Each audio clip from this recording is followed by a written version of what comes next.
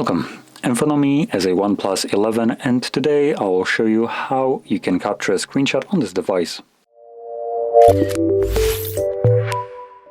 Now to get started, all you need to do is open up content that you wish to capture. I'll be using home screen as an example for this, so it's already open and visible for me, but in your case you want to make sure that the content that you want to capture is visible on your screen. Once it is, hold power key and volume down at the same time.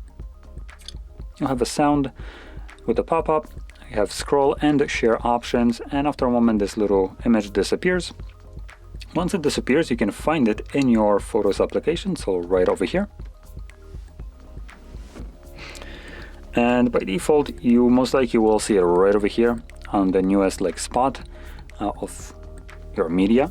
But you can also navigate later on into the albums and quickly locate it in the screenshots folder. Now this folder will contain strictly screenshots and screen recordings, as you can probably see right here. But the newest one obviously will be the one that I have literally just captured, and there it is.